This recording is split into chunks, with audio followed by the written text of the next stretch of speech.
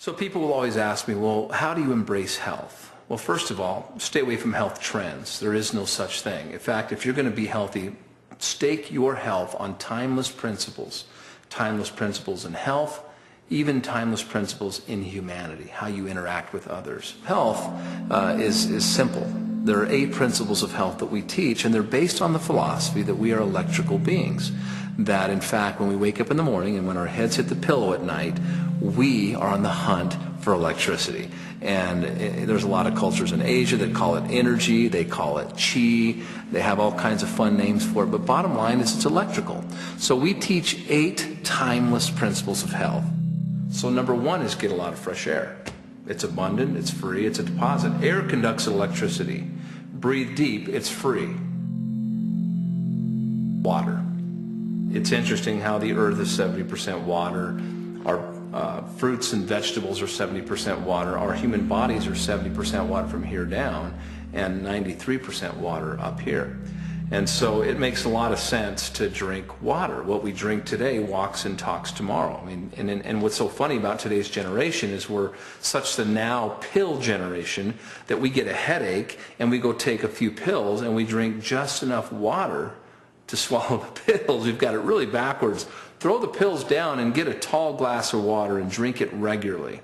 And just wait and see what happens. Water, particularly moving water, conducts electricity.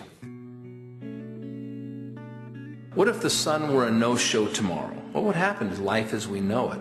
Unless you're a bat or a kiwi bird, you know, it'll go away, basically. Sunshine in moderation is good for you. The sun produces rare micronutrients in the body that only the sun can bring you. So get out in front of the sun and be its friend. Number 4, exercise. Now there's 1,000 ways to exercise. We get that, but one way to consider is just simply walking.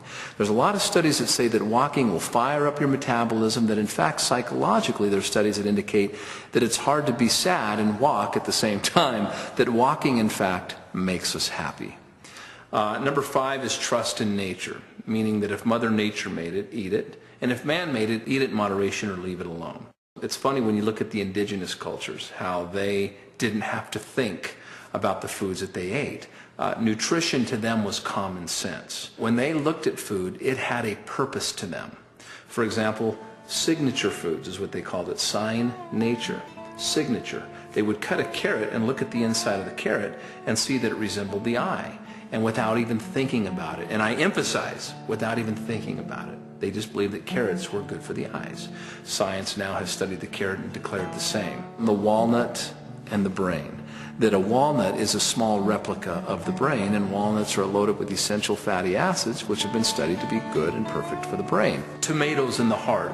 White blood cells and red blood cells, or white grapes and red grapes, studied to be for the blood and heart. Here's the fun thing. Maybe somebody thought this through for us before we ever got here. You know, maybe nature is nutritionally complex, so we don't have to be. So tonight when our head hits the pillow, we can absolutely depend on what nature created for us long before we were even created. It kind of makes sense, doesn't it? Number 6 is relationships, the nutritional value that comes in being responsible for good and happy and relationships in our lives. We don't always view them as part of our overall health, but the way that we can is ask ourselves if anybody absolutely made you feel more alive than ever, or has anyone ever made you feel sick and ill? So the fact is that with relationships we have 2 choices. A, we can take the short route, which everybody likes to take, and that is tell our victim stories of how we were treated by this boss or that boss. We get a new job, the same boss shows up. We get in a new relationship, we have the same issues. The opposite of that is having these beautiful relationships in life. People that we love and that just absolutely fuel our overall energy inside. I tell the story of a roommate who had the hots for a girl in the college, and from 0 to 100 he would go. When the second he would hear her voice or he was going to go see her, his complete energy would change. So if you don't think that relationships are part of your health, look in the mirror, because that's where it starts. And stop blaming others and start taking responsibility. And it starts by simply saying, I am responsible for all the relationships in my life. 7 is passion.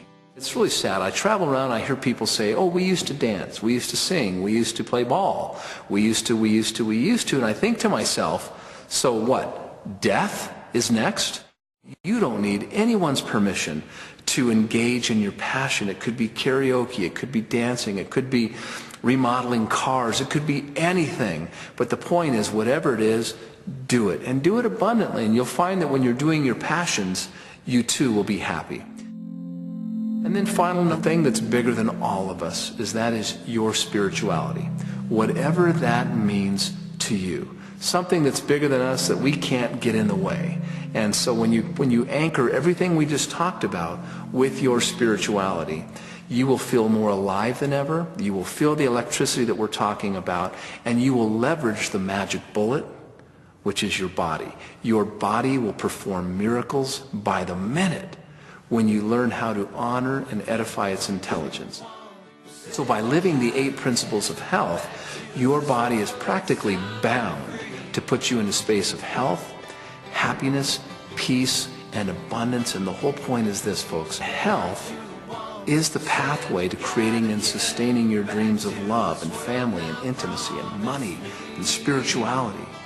And so when you embrace health, you discover that health is kindness, and kindness is in fact health. And that is what Powered by ForeverGreen is. It's health, kindness, and opportunity.